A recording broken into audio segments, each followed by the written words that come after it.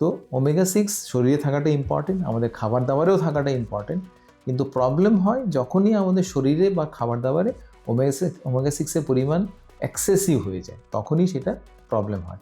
এটা একটা ব্যালেন্স থাকতে হয়, কিন্তু আজকাল আমাদের খাবার দাবারে সেই ব্যালেন্স নেই।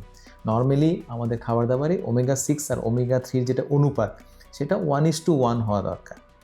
মানে এক পরিমাণে যদি 100 গ্রাম যদি আপনি ওমেগা 6 নিচ্ছেন, 100 গ্রাম আপনি ওমেগা 3ও নেবেন, অলমোস্ট 1:1 হওয়া দরকার।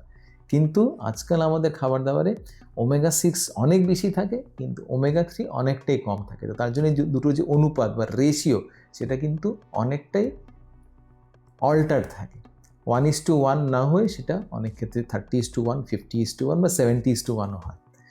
তো এই এক্সেসিভ পরিমাণে এই যে রেশিও যে অল্টার্ড হলো, সেটার পেছনে কারণ কী হচ্ছে? কারণ হচ্ছে আমাদের খাবার দাবারে ওমেগা 6 বেশি পরিমাণে আমরা নিচ্ছি। তো কী খাবারে আমরা এমন নিচ্ছি যেটা থেকে ওমেগা 6 বেড়ে যাচ্ছে? তার মধ্যে অন্যতম হচ্ছে আমরা প্রসেসড ফুড বেশি নিচ্ছি, আমরা প্যাকেট ফুড বেশি নিচ্ছি, আমরা রেস্টুরেন্টের ফুড বেশি নিচ্ছি, আমরা ফ্রাইড ফুড বেশি নিচ্ছি, আমরা ফাস্ট ফুড বেশি নিচ্ছি। আর এই সব খাবার দাবারই কিন্তু package food, fried food, restaurant food সব কিছু কিন্তু রিফাইন্ড অয়েলসে করা হয়। আর এই রিফাইন্ড অয়েলসকে কিন্তু এক্সেসিভ পরিমাণে ওমেগা 6 থাকে।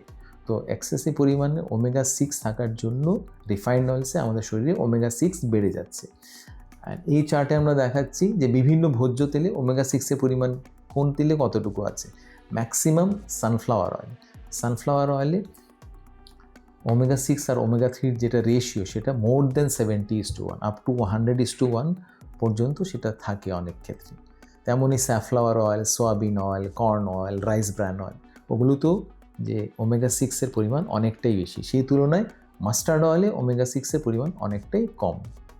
তো এগুলো হচ্ছে কয়েকটা ভোজ্য তেল যেটাতে ওমেগা 6-এর পরিমাণ অনেক বেশি, স্পেশালি রিফাইন্ড অয়েলসে।